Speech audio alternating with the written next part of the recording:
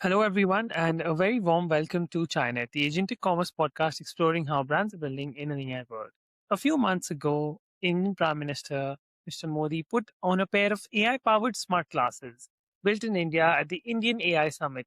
Now, that moment was less about the glasses, more about a signal that AI is finally leaving the screens, leaving our laptops, and entering the real world.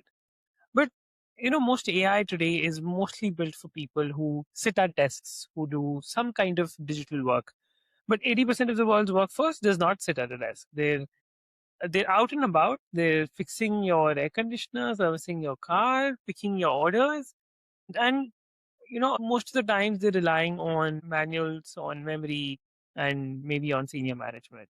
Today's guest has been building businesses since 2003, 23 years. He's built three startups. He's had two exits, and now he's working on what he believes is the most important one yet. AI that works right where the job is happening for frontline workers the world forgot to build for. So let's welcome Ankush Jagga to the stage. He's the co-founder and CEO of UnfoldXR. We'll call him to the stage and get to know more about what he's building and why he's building what he's building. Hey, Rajat. Hi. Hi, Ankush. How are you? Very good. Thanks for having me. All right. So before we actually get into more details and get into the podcast, tell me, for a layman, what does UnfoldXR do? Okay. Imagine fundamentally we're helping people to do their job better, but imagine I'm a worker. I go to my Hmm. site. The old word was I go to a place of work. Somebody tells me what is to be done. I do it. If I have problem, I'll call a supervisor. Supervisor's going to help me out. I get help. I do not get help. I'm on a borrowed help, etc., etc. Whatever I'm doing, nobody's validating. Maybe I have some quality processes to validate it, but is it that's not foolproof. Right. Go to the new word. New word is going to be somebody wearing glasses like these. Glasses are telling me where I am. The vision computing is telling me where I am. The vision Uh, computing is validating uh, the job that I'm doing. It's telling me what all jobs that I have to do step by step, validating what all I have done. And during this entire process, if I have a problem, I have two experts with me. I have the AI expert and I have the human expert. AI expert is always there listening, helping me out. And uh, then there's a human expert. I can any which ways this as a video call facility within it. And the expert now gets to see the same point of view, what I get to uh, see. So if I'm pointing at a machine, the expert also gets to know what part of it I'm pointing at. right. That's what we're trying to build. We're trying to build a B2B experience Uh, on how these smart classes can be consumed very well for frontline workers. And when I say frontline workers, I do not mean just the workers. I mean anybody who's not on a desk. And the spectrum is from a doctor to a construction site worker. A doctor uh. also is not on a desk. So that's what we're trying to do. Wow. So, Uncle, give us some real example. Like, I think you've spoken about a windmill technician before. So, give us that story. How does that work? Okay. So think I'm a windmill technician Mm-hmm. whose job is to service windmills Okay. 100 feet above, harnessed 100 feet above the ground. And I climb up every day. Once every 20, 30 days, I have to service it. Now, while I'm servicing it, not every decision is straight lined, right? I'll see some reading there, and that Mm-hmm. readings will tell me either to replace something or to service something. You expect me to remember all of this as a technician. And as I was saying a little while back, I don't remember anything today. As a human, we have evolved a lot. Mm. What if the vision computing is looking at it and is telling me, look, I see a heat reading of argumental example. I see a heat reading of 60 degree. At 60 degree, you should be changing this belt. Yeah. Or I see a combination of these three inputs basis which you should be performing a detailed cleaning of Right. that. Now, all this makes a lot of sense. Think of a person who's 100 feet above now. How in the old world, how would this person would have taken the support? They would have identified all of this, would have come down, then made a call. You don't expect me to pull out my cell phone and make a call 100 feet Right. above. Right. Now, all of this assistance is there. I can do my job faster. Mm. Let's assume still AI is not able to help me out. I still have a video call facility within these classes. Hmm. And now the expert can see my point of view, as I was saying. So Correct. much better. Hmm. That's how the entire thing is going to evolve in the future. Right. Humans are going to be assisted. They are going to wear gadgets while they're at work. Right. So yeah, that's it. Very interesting. And like, where are you at your journey? Like, you were talking about backstage. You were talking about that It- you it's have a the proof of concept. Like, where are you with the proof of concept with pilots?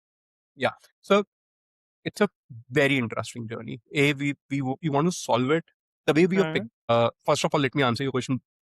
We have done our proof of concept. We've uh, done showcases at multiple areas. We have in fact we've done it for an airport. I'm going to talk about it in a little while. uh, The airport, one big commercial airport that all of us would have gone to uh, some point, some point of our time. We have done a use case there. We have showcased it to DGC over there. right. So the product is there. The product market fit is there. That's there. What are we trying to do beyond now? If you look at the word tried solving these cases at very high-end tech. When I say very high-end techs, they tried solving. Look, these are device-specific use cases. Right. This is a expensive piece of component that you're looking at. Can cost anywhere from $2,000 to $5,000 one device. And very early we realized this can't scale at this price. This can't scale. Mm, So what we started building, we had an inherent understanding that look, fundamentally I'm just instructing. For instance, if I want to instruct Rachit, just look behind, or this can be a audio. I can point like this, Rachit, look behind. right. It might be a video, or I can go into an augmented environment wherein, like a science fiction movie, Avatar comes in. You go into multiverse, Avatar comes in and tells you how to look behind. Mm, right. So we're trying to build this experience irrespective of what device category a user is on. Irrespective if the user is using $100 device Mm-hmm. or a $5,000 device. We're trying to build it all across. And while we're building it on that, we're also building it on a smartphone or a smart tablet, which is as low end as maybe $100 smartphone. Mm, We're trying to open it up on different use cases, different device categories. So tech is there, tech has been built. We're now adapting it to different hardware devices. And at the same point mm, of time, we are opening more use cases on it. For instance, repair is a use case. right. Inspection is a use case. For instance, let's say this. I'm look before you get your car delivery, somebody inspects if the paint is right, electricals are working or not. All that inspection, which is a paper-based inspection, we're moving that paper-based inspection to a Mm-hmm. smart. And smart glass is identifying this is chipped a little. It's flagging it. Mm, So we right. are now taking it to multiple use cases. That's where we are on the journey. Mm. Exciting. Yeah, that's very exciting. And what are the range of smart glasses where which can actually support? Look, broadly, if you look at smart glasses, there are 3, 4 categories of smart glasses. One One, is of course, I think you have the Meta, the Ray-Ban sorts, right? I'm so happy that Meta has solved a big education problem for us. Mm-hmm. I'll tell you when I was incepting this business, my parents asked, "Smart glass kya hote hain?" Hmm. Right? My parents didn't know, and a lot of people I met, they had no knowledge. Today, all thanks to Meta, all thanks to them, the education problem is solved. Right? So coming back to your question, 3, 4 categories of smart glasses. Right. One Meta, you would have seen 2 generations of Meta. One generation they launched around a year and a half back. Mm-hmm. They never did a lot of marketing for it. It was the first generation. They have no screen on it. If you have seen the Lenscard B is no screen. What is a smart glass? A smart glass is a glass which has a screen, Hmm. a speaker, a camera, and a mic, Hmm. and some chip, some Snapdragon chip behind it, Correct. which is giving the entire compute power to it. That's Correct. what smart glass is. So there are smart glasses which are available in China for $50 to $100, which is no screen smart glasses. Basically, That's just the camera and the the camera, mic mic, and speaker. speaker. That's what it gives you. Good battery power, works. If you're using it for all the while for video recording, it works for a good 40-50 minutes. If you're interim using it for video and doing it a lot of other things, 4 or 5 hours. Great battery backups. That and 60 grams, 70 grams is where they have today reached. 80 grams is where they have today Right. reached. What I'm wearing is almost like 40-45 grams. So fairly good smart glasses. Mm. That's one category. Then this is one extreme. Then there's a second Right. extreme, which is Correct. industrial Which grade. is the one which you're showing. Yeah. This And is what smart glass is this? The one which you're this is showing right this is now? Vuzix. Vuzix is the category. Okay. Look, when you're stepping into a oil rig where there are flammables, where there are very Mm. different environments, you need to have certain industry approved smart glasses. These are those category of smart glasses. Got it. This comes with a battery backup like here. Mm. This is the camera.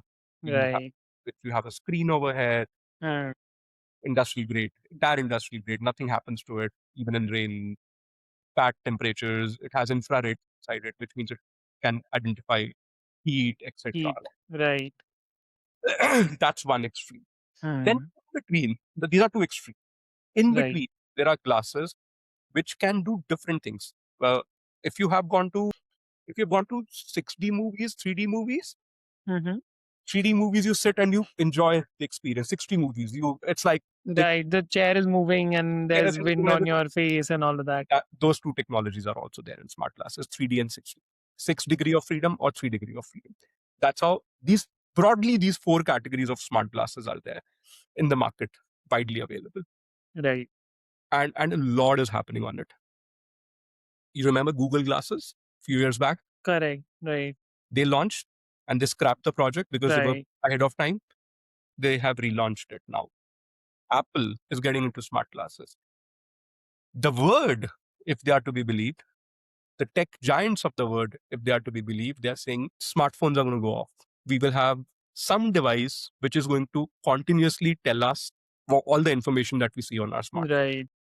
It can be lenses also tomorrow. And with Unfold XR, we're not married to smart glasses. We're married Particular to part. augmenting human, helping human do better. We're not married to what device we are doing. Like when we realized that smart glasses is going to take some time for penetration. It will. We're Yes, also for on sure. smartphones. We're also on tablets. So we're not married to it. We are married to improving that human life. We're not married to what device you're doing it on. It can be a neuro device also tomorrow. So brain में chip fit हो जाएगा and that's how it's going to work. That's what we are married. So if we talk about the software part of it, right? Like I understand that, when you have like so many different kind of smart glasses. Now, I would say smart glasses are at a point where, when we had the Symbian operating system in phones, right? Every phone has a different operating system, has a different configure. It's just like it's not the Apple and Android era, right? You build an app and then it's you can pull it off everywhere. So wouldn't it take like for you for having every new platform? Is it like you have to rebuild the whole system again, all the use cases Look, again? How look do you do you're talking the same thing that my team continuously tells me every day. that? And I look at it as an opportunity. As a founder, all problems are opportunities for you because they're problems for somebody else also. And your Right, your winning model in this entire thing is that if we give, they might end up giving up and we will not. And that's your motto. right. That my only edge against them is that they will hit the ball and I will hit the ball and Uh, I'll cross by. Yes, you're absolutely right. There's so many smart glasses and everybody runs on different platforms. It is 20-30% of the job has to be redone when you move from one smart glass experience to another smart. Another, right. However, it's reducing. Smart glasses came 20 years back. Remember that. Nothing happened because we could not think of use cases. We could not make them useful. Right. And I think the hardware also at that time was not, they were very bulky and very it was not the Look, I'll, best. I'll I'll give you something to in my defense. Geo has jumped into this business. Into Yes, Geo yes, has yes. launched I Geo saw that. lenses, I saw and that. Right. we all know if Geo jumps into something, they are going to democratize the entire market, and nobody can sell this dumb piece of hardware if there's no software on it. So Correct. it is I their agree. responsibility to make softwares, developers like ours, to make softwares easy on it, Correct. right? It's their responsibility. That's how I would want to put it across. If they have to exist, they cannot exist without us. Mm, Apple phone, if they could sell it, they had to first build on the entire ecosystem. They if it was so complex, nobody will buy it. What correct. will it do on that phone? Right. Right. The developer experience needs to be needs to be built by these companies and for their own success. Absolutely. Yeah. Yeah, I think that's fair. And how are you planning to actually price it for the Indian market? Because I think this would be a B2B product at the end of the day, right? At least Uh, to begin with. for us, it's a B2B product. Hmm. Hey, I was talking to somebody at the Ministry of Skill Development the other day, and we were discussing that why are we only looking at, and I was telling them only B2B. They came back and they said, Ankush, why are you only thinking about B2B? Why can't you build something that people can buy, like people take courses?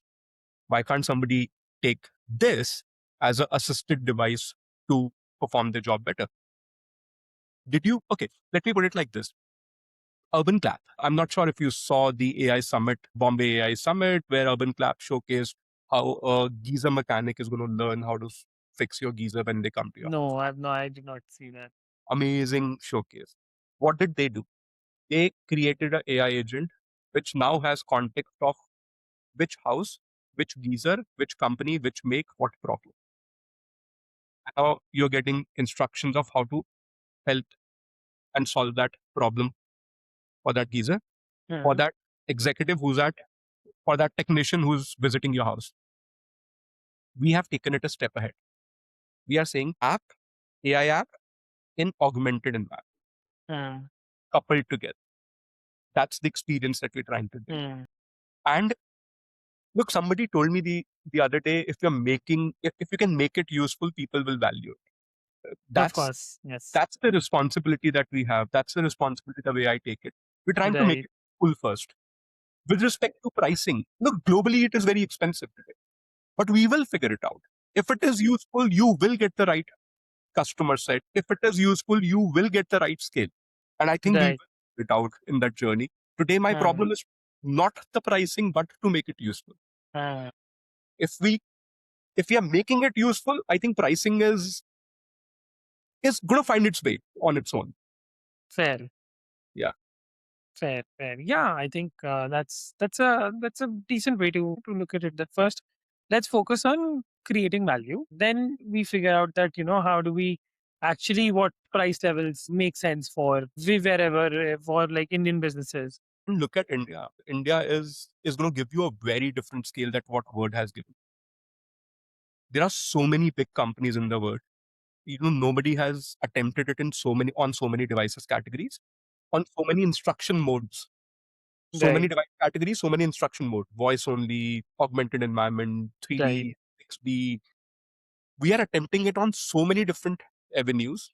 We do not want everybody to buy a $5,000 device. You have a $100 smartphone. Please use it on that, right?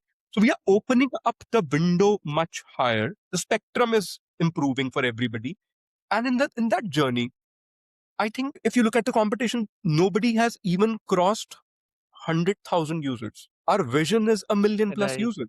Hmm.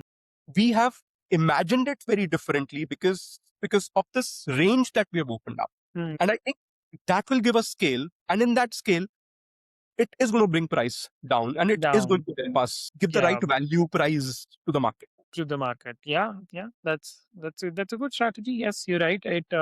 It can definitely help you in getting the price down if you reach that scale. Yeah, then of course like having being there on different kinds of hardware allows you to to build for that ecosystem, for that hardware ecosystem. Cheaper devices might have some different set of features, like for different use cases. Whereas, like, yeah, like an urban clap, like an urban clap refrigerator technician might have something very different and very basic versus as you said, like a windmill technician who's in such a high Think impact. of why Urban Clap is also doing it. Look, they will also lose the second service. They're trying to build an ecosystem where the technician also is dependent on it now. Fair. Look, humans have evolved. Circling back to what I was saying, humans have evolved today. They don't remember it the way our fathers used to remember, or way everything used to be there earlier, Totally. right? So they're ensuring that those technicians are dependent on these techs. Mm-hmm. So they do not lose the revenue. Give up Correct. next. You tell the technician, oh, don't come by Urban Clap, come directly, and I'll save some.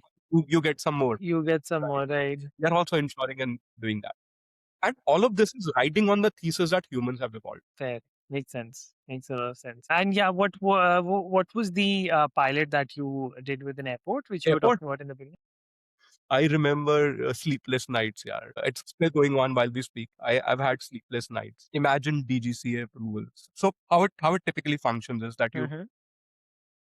we have to understand the environment. I can understand the environment very little, or I can understand it a lot. Mm-hmm. The more I understand, the better I can guide the person.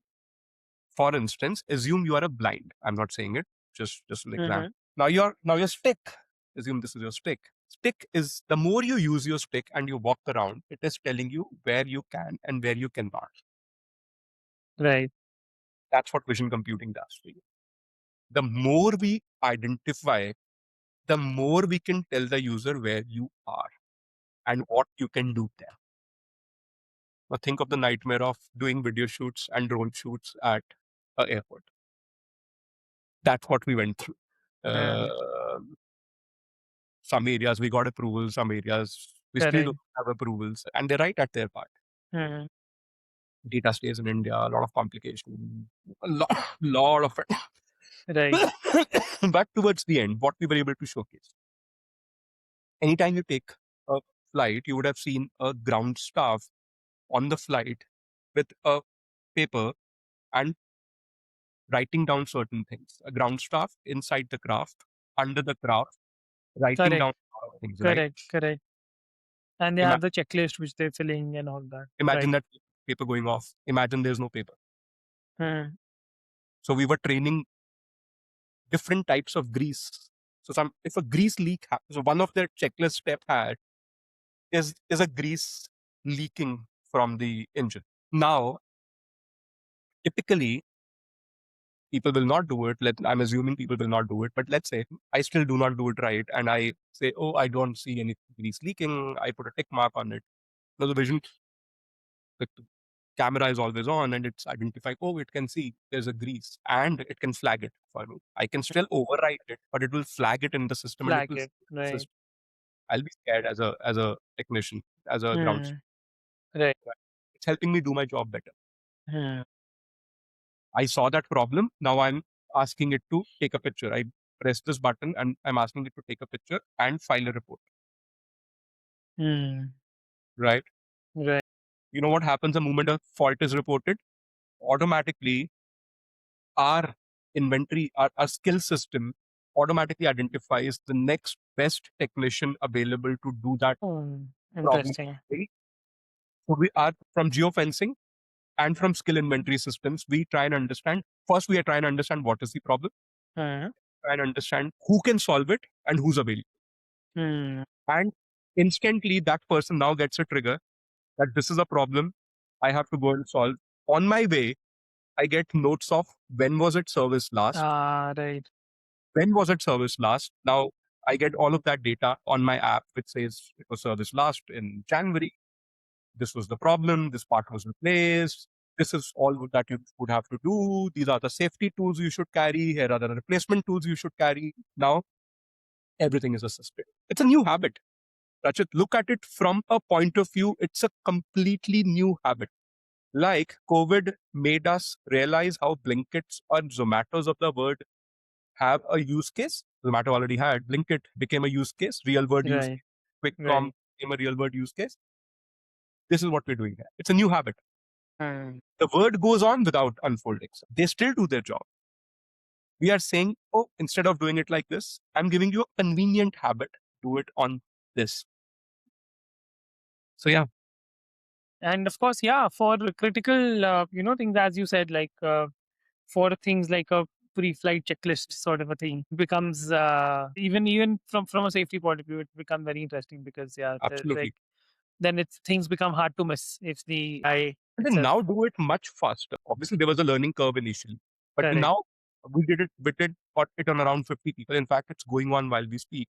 We have tested it on around 50 people. They've been performing better every time they put it on there. Nice. That's yeah, that's a very interesting use case. And like, is there like what are the KPIs for such a pilot? Like, do you measure that the time it takes them to get the checklist, or like what do you Time and the accuracy. These are two very important things. Earlier right? also, I used to take pictures and I used to upload it. Hmm. Nobody used to look at it, no AI validation. Now, if I upload a picture, AI is by Right. default validating it. A, time, B, accuracy. I think we're Right. hitting both of them very, very well on these KPI fronts. Fair. Yeah, that's pretty cool. So, do you think, as you said, like Geo is entering the game as well? So, do you think this year is the year where augmented reality becomes like people Uh, start getting serious in India about it? all thanks to the consume B2C side of the business. It is going to be. It is going to be. I'll tell you what is happening in North America. Amazon committed, Amazon, the delivery Amazon, they have committed everybody in North America in next 2 years they're going to ditch the QR scanners that they have. Uh-huh. Everybody is going to be on smart glasses. Logistics in North America is going to be on smart glasses. Why Very do you think interesting. they are going to be behind?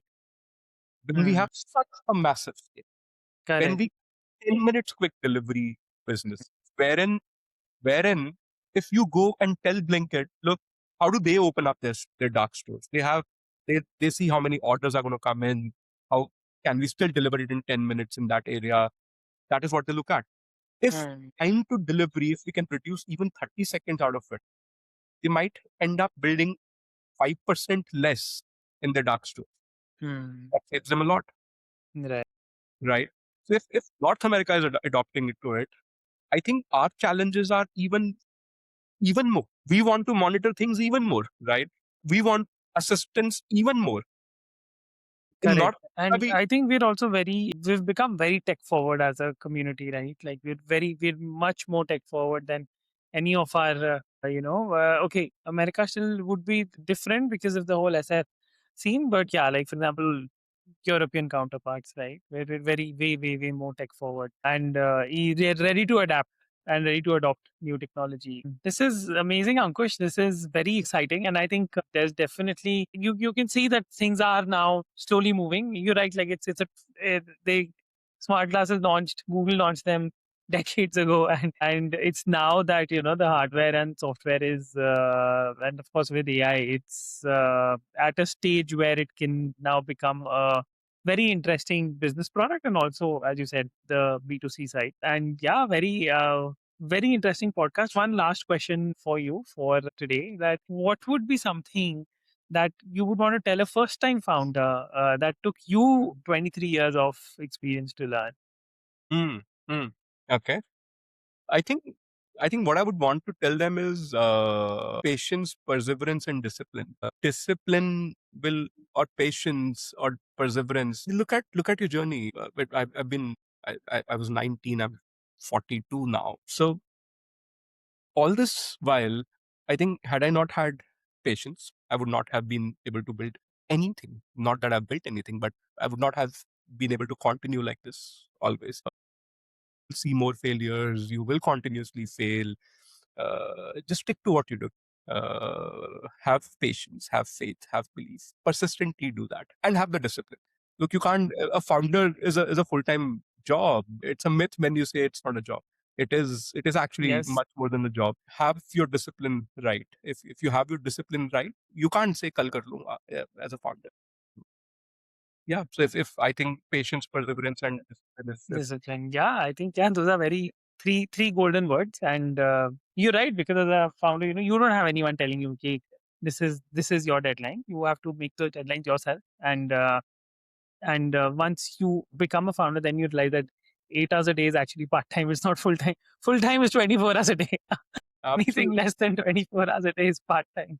Yeah. But great. Thank you so much, Ankush. This has been lovely and very excited to see Unfold XR and augmented reality in general become mainstream. I think long back, 5 6 years back, I think I did some trials on augmented reality, and yeah, like it felt that something very cool, but yeah, still days to come. Not usable. Not usable, yes. Yeah. And I think this would be changing now, and I'll after this conversation now, I think I'll definitely take another look at the industry to understand that where is it going. Because these are things which which you don't get to know unless and until there is someone in the industry who's shouting out and screaming and banging your head. Okay, look at this. This is where the industry is going.